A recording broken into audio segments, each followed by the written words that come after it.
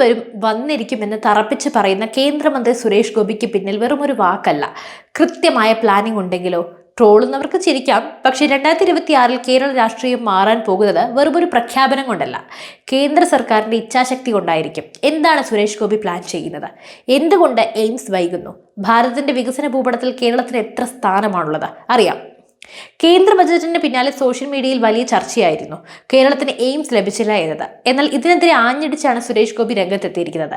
2016 പ്രഖ്യാപിച്ച പദ്ധതി ഇത്രയും കാലം വൈകിയതിന് പിന്നിൽ ആരുടെ വീഴ്ചയാണ്? ഇതിനെക്കുറിച്ച് അദ്ദേഹം പറയുന്ന വസ്തുതകൾ നമ്മൾ പരിശോധിക്കേണ്ടതുണ്ട്. സുരേഷ് ഗോപി ചൂണ്ടിക്കാണിക്കുന്ന പ്രധാന വസ്തുത സ്ഥല ലഭ്യതയാണ്. ഒരു എയിംസ് സ്ഥാപിക്കണമെങ്കിൽ കേന്ദ്ര സർക്കാർ നിശ്ചയിച്ച ചില മാനദണ്ഡങ്ങളുണ്ട്. മതിയായ സ്ഥലം കണ്ടെത്തുക എന്നത് സംസ്ഥാന സർക്കാരിന്റെ ഉത്തരവാദിത്തമാണ്. കശ്മീരിൽ പോലും ഗവർണർ ഇടപെട്ട് സ്ഥലം കണ്ടെത്തി എയിംസിന്റെ പണി തുടങ്ങിക്കഴിഞ്ഞുവെങ്കിൽ എന്തുകൊണ്ട് കേരളത്തിൽ അത് സാധിക്കുന്നില്ല? 4 സ്ഥലങ്ങൾ കണ്ടെത്തി കേന്ദ്രത്തെ അറിയിക്കുക എന്നത് ഒരു വലിയ കടമ്പയാണോ? ഇവിടെയാണ് രാഷ്ട്രീയ താല്പര്യങ്ങൾ വികസനത്തിന് തടസ്സമാകുന്നത് എന്ന് BJP ആരോപിക്കുന്നു. സുരേഷ് ഗോപിയുടെ വാക്കുകളിൽ നിന്നും വ്യക്തമാകുന്ന മറ്റൊരു കാര്യം അദ്ദേഹത്തിന്റെ നാടിനുള്ള കരുതലാണ്. 2015 മുതൽ അദ്ദേഹം അമിത്ഷായോട് ആവശ്യപ്പെടുന്ന കാര്യമാണ് ആലപ്പുഴയ്ക്ക് എയിംസ് നൽകണമെന്ന്. പിന്നാക്കം നിൽക്കുന്ന ഒരു ജില്ല എന്ന നിലയിൽ ആലപ്പുഴയുടെ വികസനത്തിന് ഇത് അനിവാര്യമാണ്. ആലപ്പുഴയിൽ സ്ഥലം വിട്ടു നൽകാൻ സർക്കാർ തയ്യാറല്ലെങ്കിൽ വികസനത്തിന് സാധ്യതയുള്ള തൃശ്ശൂരിനെ പരിഗണിക്കണമെന്നാണ് അദ്ദേഹത്തിന്റെ പക്ഷം. അത് വെറും ഒരു അവകാശവാദമല്ല, മറിച്ച് കേരളത്തിന്റെ ഹൃദയഭാഗത്ത് മികച്ച ചികിത്സാ സൗകര്യങ്ങൾ എത്തിക്കാനുള്ള ദീർഘവീക്ഷണമാണ്. പ്രധാനമന്ത്രി നരേന്ദ്രമോദിയുടെ കീഴിൽ ഭാരതം ലോകത്തിന് മുന്നിൽ തലയുയർത്തി നിൽക്കുകയാണ്. വികസിത ഭാരതം എന്ന ലക്ഷ്യത്തിലേക്ക് ഓരോ സംസ്ഥാനവും കുതിക്കുമ്പോൾ കേരളം മാത്രം പിന്നോട്ട് പോകരുത് എന്നതാണ് സുരേഷ് ഗോപിയുടെ നിലപാട്. 2027 28 കേരളത്തിൽ എയിംസ് വരുമെന്ന് അദ്ദേഹം ഉറപ്പിച്ചു പറയുമ്പോൾ അതൊരു വാഗ്ദാനം മാത്രമല്ല, കേന്ദ്ര സർക്കാരിന്റെ ഉറച്ച തീരുമാനമാണ്.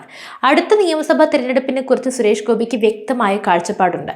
നിയമസഭയിൽ 21 BJP MLA മാർ വന്നാൽ തങ്ങൾ കിങ് മേക്കർ ആകുമെന്ന് അദ്ദേഹം പറയുന്നു.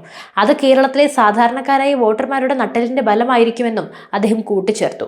താൻ നിയമസഭയിലേക്ക് മത്സരിക്കാനില്ലെന്നും 5 വർഷത്തേക്ക് ജനങ്ങൾ തന്നെ തിരഞ്ഞെടുത്തത് ഡൽഹിയിൽ കേരളത്തിന്റെ ശബ്ദമാകാനാണെന്നുമാണ് അദ്ദേഹം വ്യക്തമാക്കുന്നത്. തന്റെ സംസാര ശൈലിയെ പരിഹസിക്കുന്നവർക്കും അദ്ദേഹം മറുപടി നൽകി.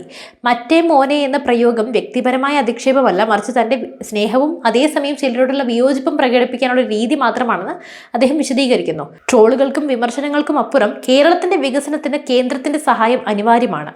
ഒരു എയിംസ് വരുന്നത് ആയിരക്കണക്കിന് ആളുകൾക്ക് ജോലി ലഭിക്കാനും പാവപ്പെട്ടവർക്ക് ലോകോത്തര ചികിത്സ സൗജന്യമായി ലഭിക്കാനും കാരണമാകും. സുരേഷ് ഗോപി എന്ന ജനപ്രതിനിധി ആ ലക്ഷ്യത്തിന് വേണ്ടിയാണ് പോരാടുന്നത്. ഭാരതം വികസിക്കുമ്പോൾ കേരളവും അതിന്റെ ഭാഗമാകണം. രാഷ്ട്രീയം മറന്ന വികസനത്തിന് വേണ്ടി നമുക്ക് കൈകോർക്കാമെന്നാണ് അദ്ദേഹം ചുരുക്കി പറഞ്ഞു വെക്കുന്നത്.